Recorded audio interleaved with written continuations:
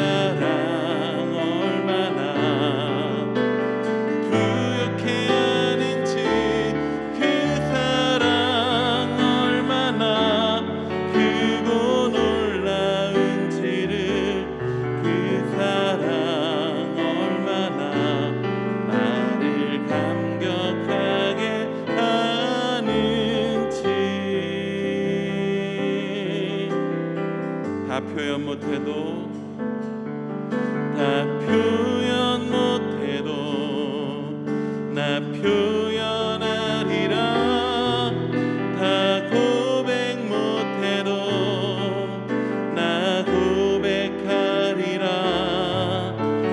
알 수 없어도 나 알아가리라 다 담지 못해도 닮아가리라 다 표현 못해도 나 표현하리라 고백 못해도 나 고백하리라 나 알 수 없어도 나 알아가리라 다 담지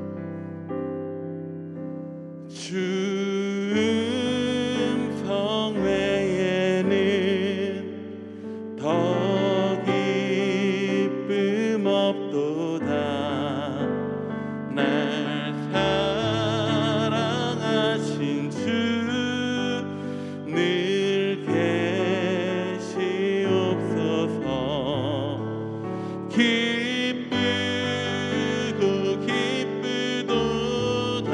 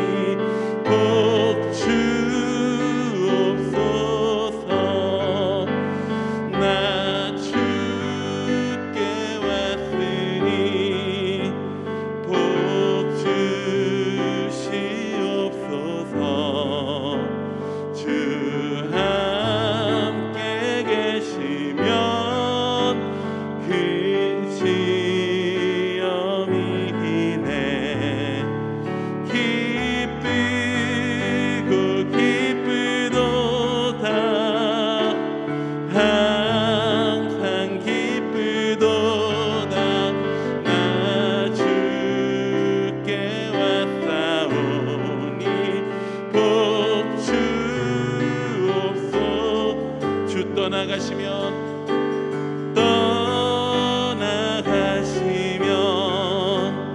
내 생명 헛되네. 즐겁고 슬플 때 늘 계시옵소서. 기쁘고 기쁘도다 항상 기쁘도다 나 주께 왔사오니 복 주옵소. 그 귀한 언약을 이루어 주시고 명령 따를 때 늘 계시옵소서. 기쁘고 기쁘도다 항상 기쁘도다 나 주께 왔사오니 복 주 떠나가시면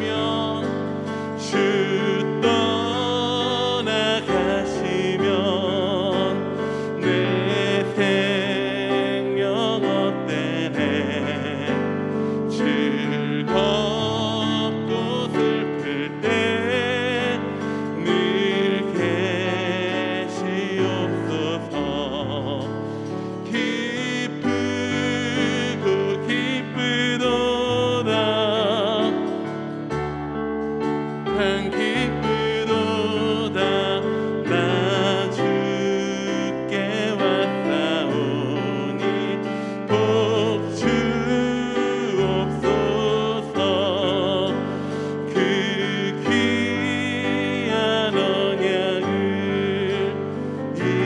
이루어 주시고 주 명령 따를 때 늘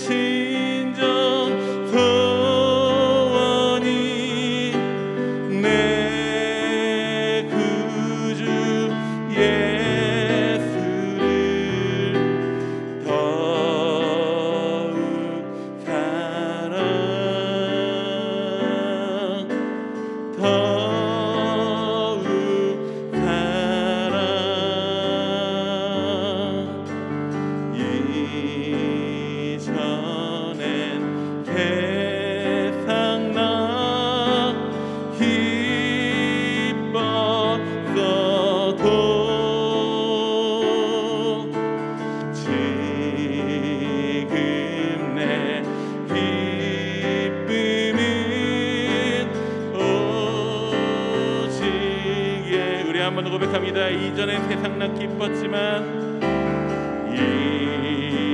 이전엔 세상 난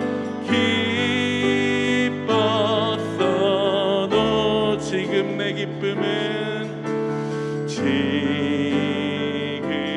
내 기쁨은 오직 예수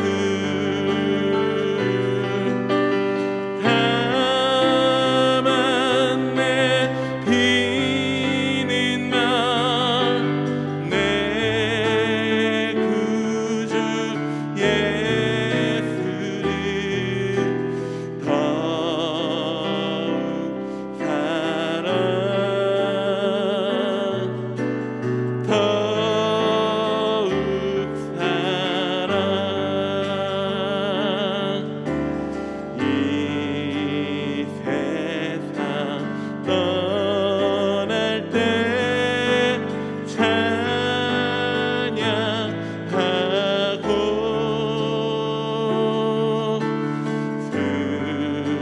숨질 때 하는 말 이것일세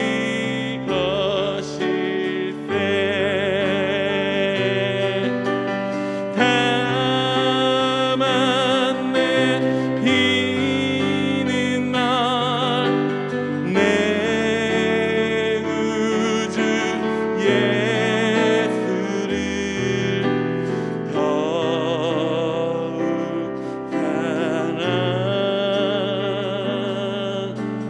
더욱 사랑 내 진정 소원이 내 진정 소원이 내 구주 예수를 더욱 사랑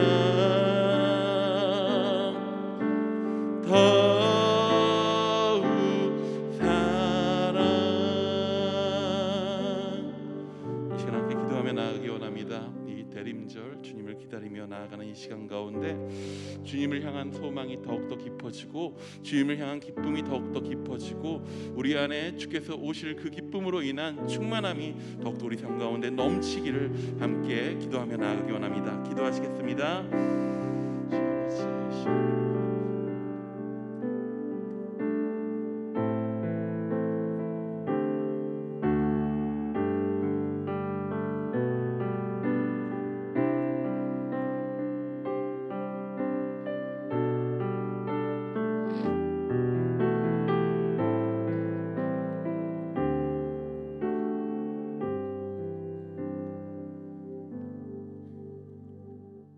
거룩하신 하나님 아버지, 주님 오심을 갈망하며 소망 가운데 기다리는 대림절 기간에 저희를 기도의 자리로 불러주시고 주님을 깊이 가슴으로 묵상하며 주님의 숨결을 느낄 수 있도록 인도해 주시니 진실로 감사합니다.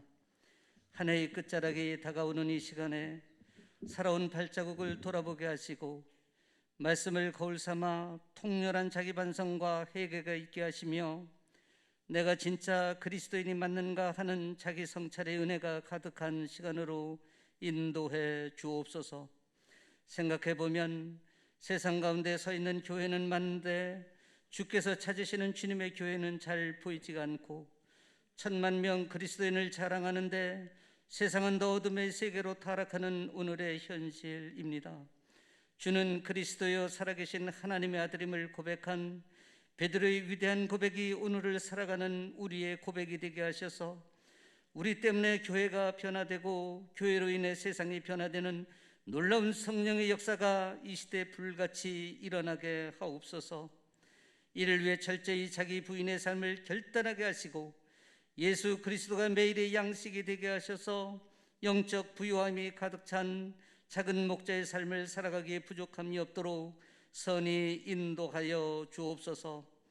저희 교회 공동체를 사랑하시는 하나님 아버지, 저희 교회가 주께서 맡겨주신 생명구원의 사명을 잘 감당케 하시니 감사합니다. 하오나 코로나 팬데믹을 거치면서 많은 부분이 연약해진 것도 사실입니다. 이젠 코로나를 앞세워 더 이상 움츠러들 수는 없습니다. 다시 한번 부흥의 불길이 타오르게 역사하여 주시고 모든 성도가 하나 되어 잃어버린 영토를 회복하게 하시며 담된 믿음으로 전진하게 하옵소서.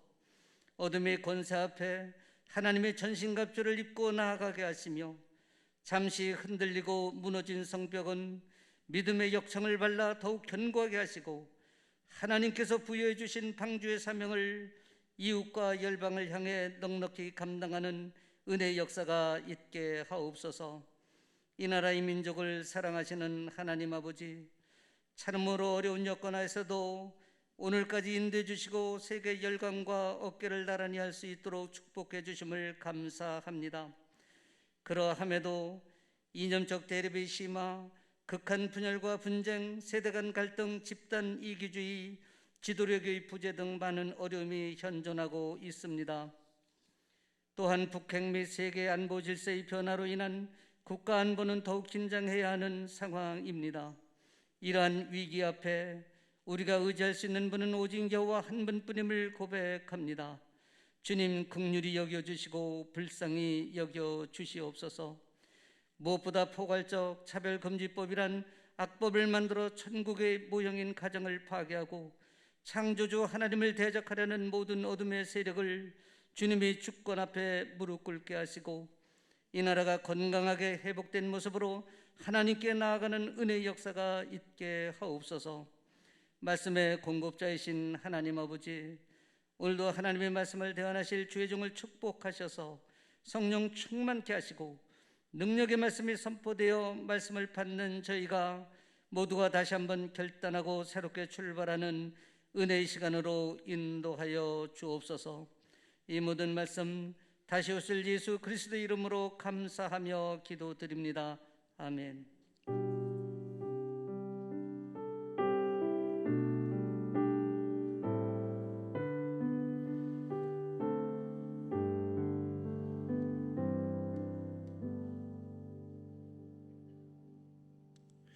네, 오늘 하나님께서 우리에게 허락하신 말씀은 창세기 2장 4절에서 17절까지입니다. 구약성경 이면이고요. 오늘 말씀은 이길주 목사, 권종신 사모의 자녀인 우리 청소년부의 이시연 학생이 말씀을 봉독하도록 하겠습니다.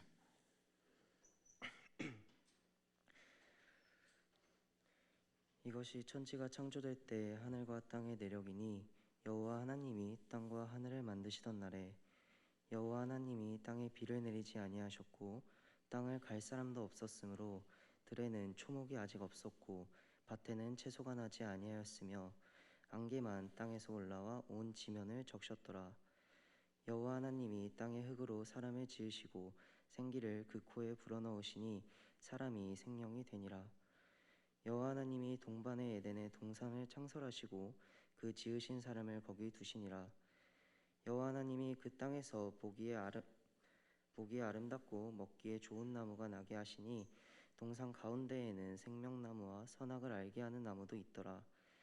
강이 에덴에서 흘러나와 동산을 적시고 거기서부터 갈라져 내 근원이 되었으니 첫째 이름은 비손이라.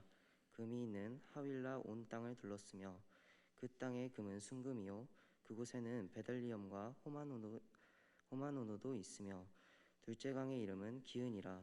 구스온 땅을 둘렀고 셋째 강의 이름은 히데겔이라. 아수르 동쪽으로 흘렀으며 넷째 강은 유브라데더라.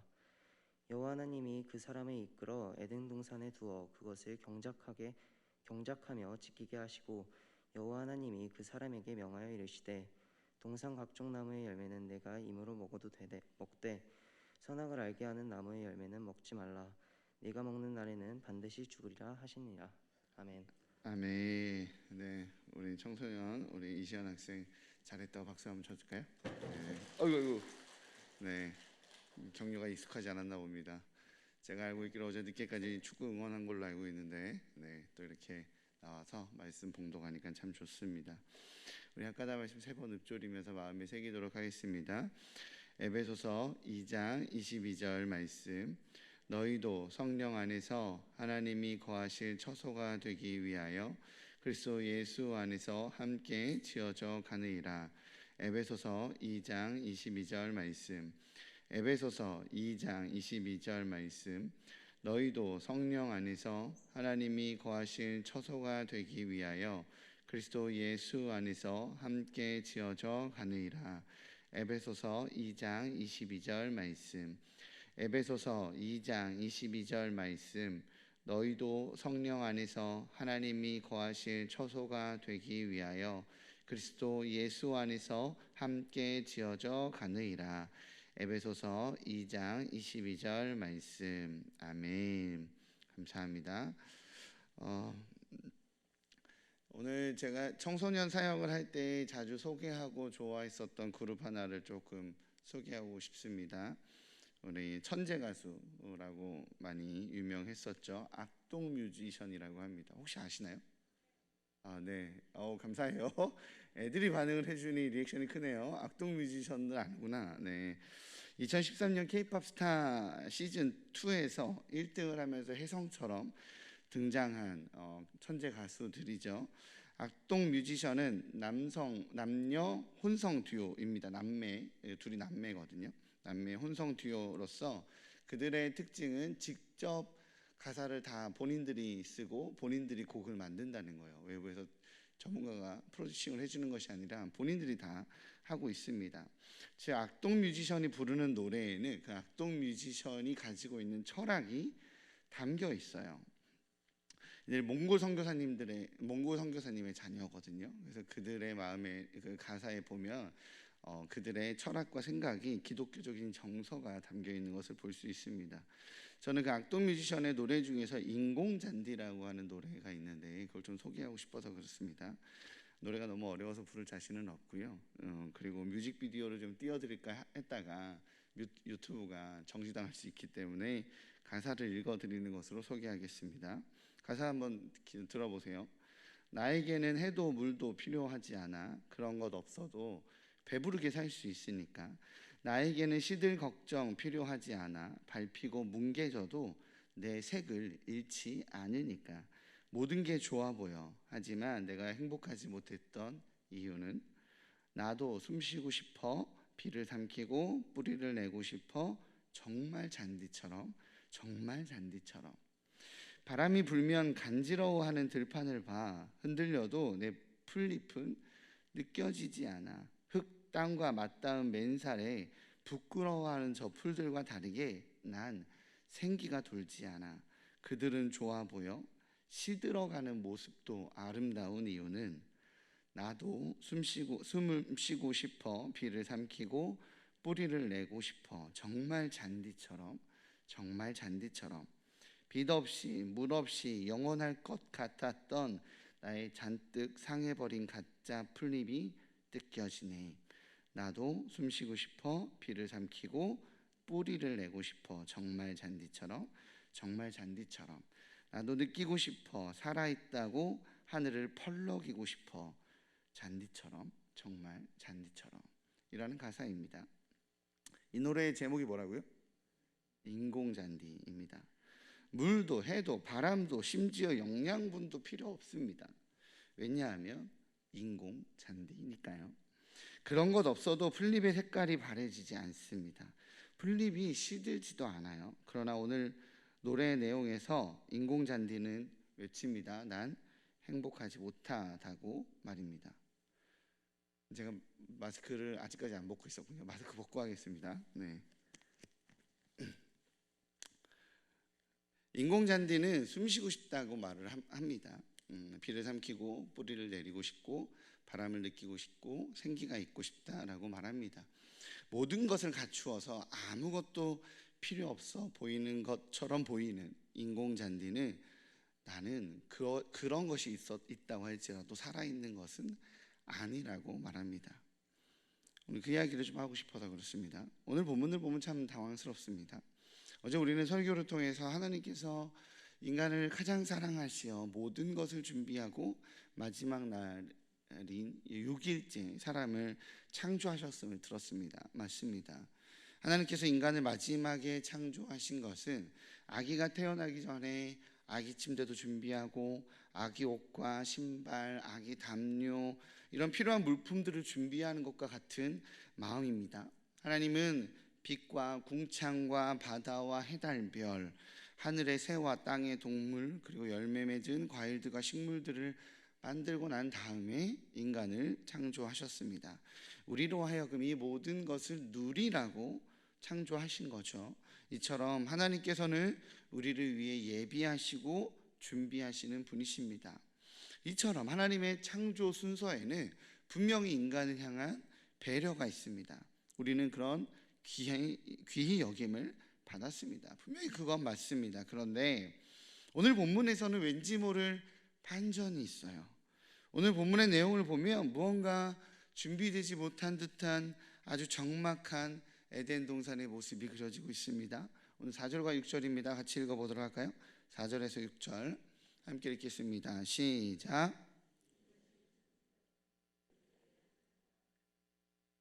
여호와 하나님이 땅과 하늘을 만드시던 날에 여호와 하나님이 땅에 비를 내리지 아니하셨고 땅을 갈 사람도 없었으므로 들에는 초목이 아직 없었고 밭에는 채소가 나지 아니하였으며 안개만 땅에서 올라와 온 지면을 적셨더라. 아멘. 하나님께서 인간을 만드셨을 때 땅에는 초목도 아직 없었고 밭에는 채소가 풍성하게 나 있지 않았습니다. 땅에 가득했던 것은 안개만 가득했다라고 말하고 있어요. 그리고 성경은 그 이유를 뭐라고 설명한다고요? 땅을 갈 사람이 없었으므로 라고 말합니다. 그리고 나서 아담을 창조하시죠. 즉 땅의 풍요와 땅을 풍요롭게 할 사람은 매우 밀접한 관계가 있다라는 겁니다. 언제나 회복과 풍성함에는 사람이 있다, 사람이 필요하다라는 겁니다. 우리 한번 상상해 볼게요. 하나님은 동방의 에덴 동산을 창설하시고 그 지으신 사람인 아담을 그곳에 두었습니다. 에덴에 대한 묘사를 보면 물의 근원이 거기서 나왔다라고 합니다. 10절에 이렇게 기록되어 있습니다. 강이 에덴에서 흘러나와 동산을 적시고 거기서부터 갈라져 내 근원이 되었으니.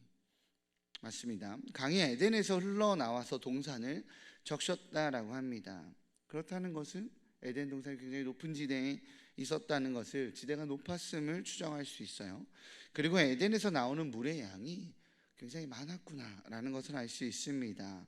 성경은 그 물이 하윌라 온 땅, 구스 온 땅, 아수르 동쪽 지역, 그리고 유브라데 지역의 물이 바로 이 에덴 동산이 근원이 되어 시작되었다라고 말합니다. 그 정도 넓은 땅을 적시는 물의 근원이 에덴 동산에 있었다면 에덴 동산은 어마어마하게 컸겠죠. 그죠? 그 넓은 곳에 대한 성경의 표현은 뭐라고 했다고요? 땅을 갈 사람이 없었으므로 들에는 초목도 밭에는 채소도 나지 않았다 였습니다. 그렇게 그 땅을 향한 하나님의 요구는 그 땅을 경작하라 였습니다.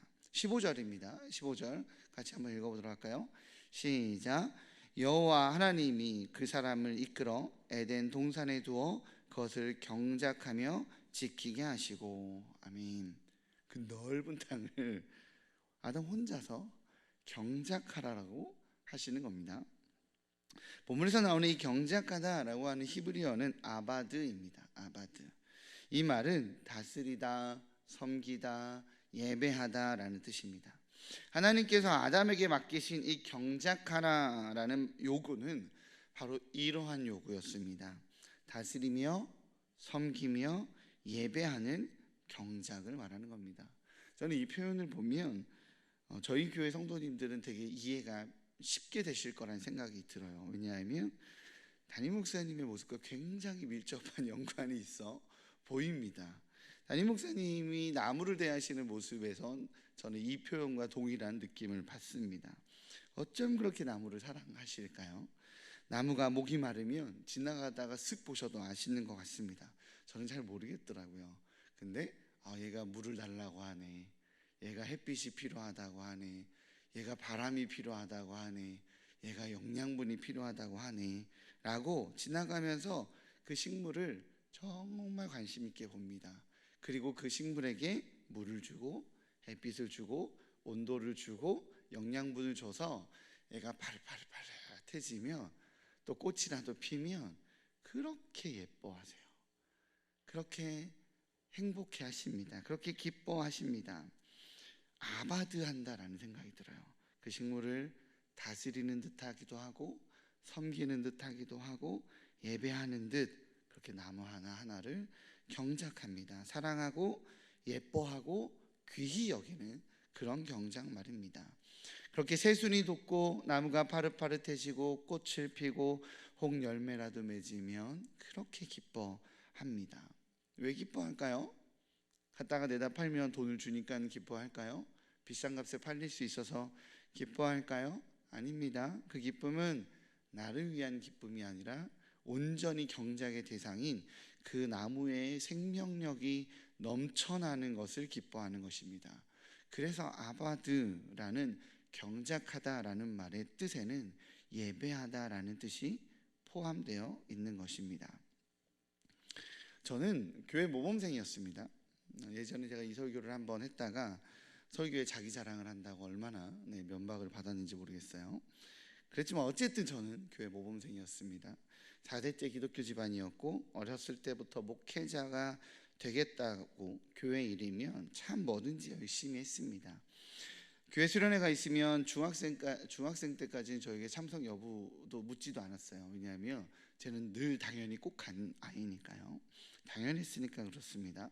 그렇게 교회 모범생이었었던 저에게 늘 의아하다라는 생각이 하나 있었어요. 어렸을 적 기억에 의하면 교회 생활을 열심히 하고 하나님 잘 믿으면 좋은 일이 있어야 되는 거잖아요. 내가 원하고 내가 부르짖는 대로 하나님께서 들어주시고 나에게 좋은 일고 이렇게 편한 일만 있어야 되는데 아무리 기도해도 이루어지지 않는 일이 하나 있었습니다. 그것은 수련회를 갈 때마다 조편성을 위해서 그렇게 기도했는데 꼭 제가 조장이더라고요. 가서 보면 조장인데 그러면 하나님 뭐 조장이야 시켜주신 거니까 하지만 조언이라도 좋은 애들 주세요 라고 그렇게 기도하고 갑니다. 그런데 교회 수련회 꼭 가면 교회에서 골치 아프게 하는 애들이 꼭 저희 조예요. 꼭 제가 담당이더라고요. 나도 수련회 가서 은혜도 받고 신나고 좀 재밌게 막 하고 싶은데 꼭 부모님이나 선생님에 의해서 강제로 끌려온 애들, 이래저래 말도 엄청 안 듣는 애들, 꼭 이런 애들만 저희 조에 배정이 되더라고요. 제가 굉장히 순진했거든요. 제가 순진해서 나는 조운이 없구나. 나는 참 조가 좋은 사람들, 우리 안에서 같이 찬양팀 하거나 임원하거나 이런 애들이 참 나는 안 되는구나 라고 생각만 했습니다. 그런데 20살이 넘어가면서 교사가 되어 보니까 이유를 알겠더라고요. 왜 그렇죠?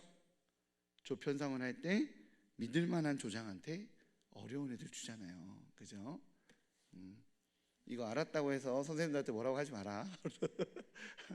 얘는 감당할 만한 애니까 조금 이제 파릇파릇하고 상처받을 것 같은 조장한테는 좀 말 잘 듣는 애들 주고, 웬만하면 그래도 사명감 갖고 감당하면서 해낼 것 같은 아이한테 좀 어려운 애들 기대감과 신뢰함으로 주거든요. 인생의 주관자가 우리 하나님이심을 신뢰하십니까? 하나님께서 우리를 주관하십니다. 믿으십니까? 우리 삶에 어려움이 있다는 것을 신뢰받는다라는 증거입니다. 우매자는 우리 삶에 어려운 미션이 있으면 하나님을 원망하죠. 하지만 지혜자는 그 안에서 소명을 발견합니다. 할렐루야. 지혜자는 그 안에서 사명을 확인합니다. 나를 통해 삶의 자리를 회복시키고 풍성케 하시는 하나님의 계획을 신뢰합니다. 하나님은 그렇게 회복되어야 할 곳에 하나님의 사람들을 보내십니다. 내가 조장 때 어려운 아이들을 보낸 이유는 선생님들께 신뢰받은 것이라는 것을 좀 더 지나니까 알게 되겠더라고요. 조금은 버거운 삶의 짐이 있는 현장이 있으십니까? 우리 삶의 주관자이신 우리 하나님께서 우리를 신뢰하시기에 우리를 그곳에 나를 통해 회복시키기 위해, 그곳이 풍성해지기 위해 보내셨음을 신뢰하는 우리 일산 충신의 귀한 성도님들 되시기를 주님의 이름으로 축복합니다. 그래서 그곳에서 예배자로 아바드하여 하나님의 부르심을 놓치지 않기를 주님의 이름으로 축복합니다. 그런데 이 기쁨의 경작을 방해하는 것이 있습니다. 16절과 17절입니다. 같이 읽겠습니다. 16절에서 17절 같이 읽겠습니다. 시작.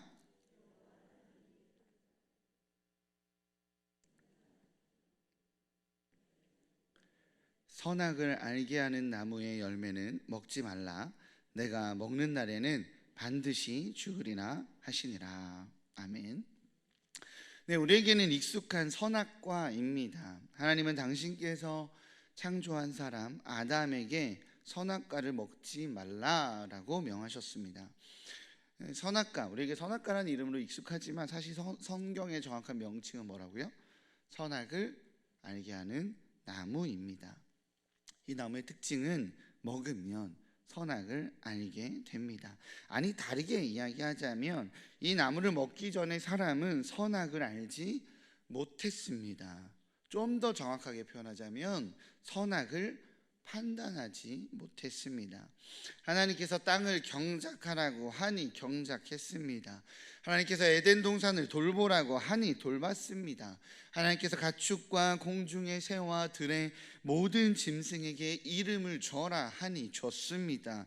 판단하지 않았습니다. 그것이 옳은지 맞는지 혹은 나에게 유익인지 손해인지, 이게 너무 많다 적다, 내가 할 수 있다 없다, 무리이다 아니다 판단하지 않았습니다. 왜요? 명령하신 분이 하나님이시니까.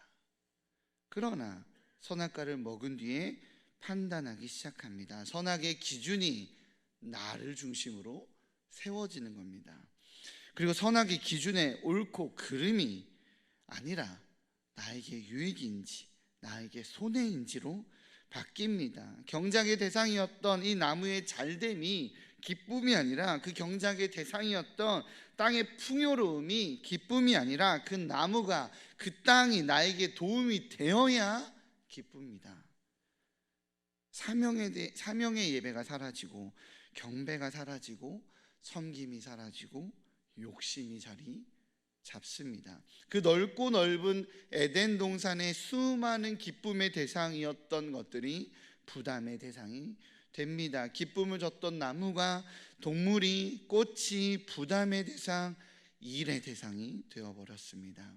사실 창조된 인간은 혼자서 그 넓은 땅을 감당할 수 없습니다. 그건 불가능하죠. 처음부터 하나님께서 돌보시고 열매 맺게 해주지 않았으면 감당이 안 됩니다.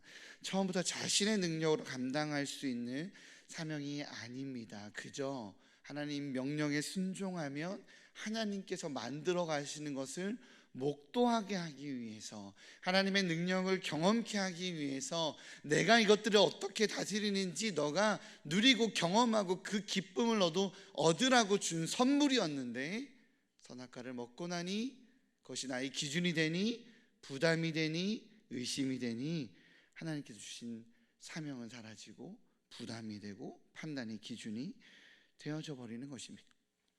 2022년 우리는 새로운 출발의 사람들이라는 주제로 대림절 특별 새벽 기도회를 시작했습니다. 늘 그렇지만 하나님께서 부르신 일은 꽃길에, 시온의 대로에 평탄하기만 한 고속도로가 늘 아닙니다. 그러나 돌아보면 그렇게 주님의 약속 하나만 믿고 주님만 믿고 순종하며 살아갔을 때가 돌아보면 가장 행복합니다. 담임 목사님께서 자주 얘기하시던, 옛날에는 15분마다 예배가 진행했다고, 찬양대는 물저장 창고에서 연습을 했고, 분만 공부는 장소가 없어서 길거리로 나가 공원에서 만나서 그곳에서라도 이야기 나누고 아이들에게 말씀을 전했던 그 시절 말입니다. 이 장소가 편한지 불편한지, 이런 상황이 되는지 안 되는지, 이렇게 할 수 있는지 없는지를 고민하기보다 주님께서 주신 그곳에 순종하고 뛰어들었더니 경작하고 만들어 가신 하나님을 누렸던 그 시절이 고생이었는데 돌아보니 참 행복이었구나, 참 기쁨이었구나. 새롭게 시작하는 하나님께서 새롭게 시작되는 아담에게 모든 것을 주신 것 같지만 아무것도 없는 것 같은 그곳에서, 정말 부족한 것 같은 그곳에서 함께 경작하며 만들어가는 것을 경험하라고 주신 바로 그 지점이 행복의 지점이었다라는 것입니다. 돌아보면 그렇게 열심히 섬기고 고생했을 때가 가장 행복했습니다. 어떻게 그렇게 했나 싶은 때 말입니다. 장소도 환경도 상황도 사람도 보이지 않고 이것이 옳은가 유익한가 맞는가라는 질문도 없이 그저 맡은 바 직분에 서로 합심하여 함께 충실하여 같이 함께 고생하여 함께 힘겹게라도 그 일을 함께 감당했던 그때 말이죠. 2022년을 마무리하고 2023년을 준비하며 우리 주님께서 우리에게 맡기신 거대한 에덴 동산이 있을 수 있습니다. 혼자서는 도저히 감당할 수 없을 것 같은 영역의 일로 보일 수도 있습니다. 그러나 그 판단의 선악과를 취하지 않고 주님의 일하심을 신뢰하여 하나님께서 창조하신 모습 그대로 사람이 생명이 된지라 라는 모습 그대로 주님을 드러내는 축복의 통로가 될 때 우리는 그곳에서 하나 주신 사명과 주신 소명 안에서 함께 만들어가고 계신 하나님을 누리게 될 것입니다. 주님은 우리를 복을 누리는 자로 부르신 것이 아니라 복의 근원, 복이 되라고 부르셨음을 잊지 않으시기를 주님의 이름으로 축복합니다. 저는 그래서 기독교인들은 새해 복 많이 받으세요라고 말하면 안 된다고 생각합니다. 새해 복 많이 받으세요라고 인사하면 안 된다라고 생각합니다. 새해 복이 되세요 라고 말해야 된다고 생각을 합니다. 우리가 복의 근원이 됩니다. 우리가 축복의 통로가 됩니다. 내가 복이 되어 나로 인해 우리 가정이 회복되고 우리 부서가 회복되고 우리 회사가 회복되고 우리 교회가 회복되고 이 나라와 이 민족이 회복되는 것입니다. 우리 주님 우리를 그렇게 경작하고 아바드하여 회복의 통로, 축복의 통로로 우리를 부르셨습니다.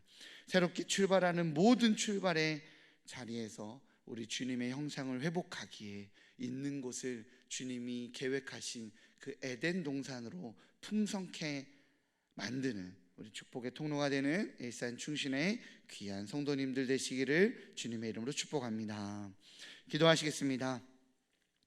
사랑의 주님, 주님께서 맡기신 모든 일에 저희가 아바드합니다. 예배함으로 경작합니다. 예배함으로 섬깁니다. 내 능력이 아니라 주님께서 일하실, 주님께서 만들어 가실, 주님께서 이뤄내실 바로 그것을 기대하며 아바드합니다. 여호와 하나님, 새로운 출발의 지점에서 너가 하라라고 말하는 것 같지만 순종하고 따라와라, 내가 하겠다라고 말씀하시는 그 하나님을 누리게 허락하여 주시옵소서.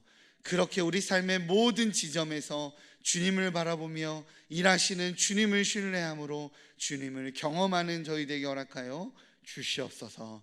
감사합니다. 이번 말씀 예수님의 이름으로 기도합니다.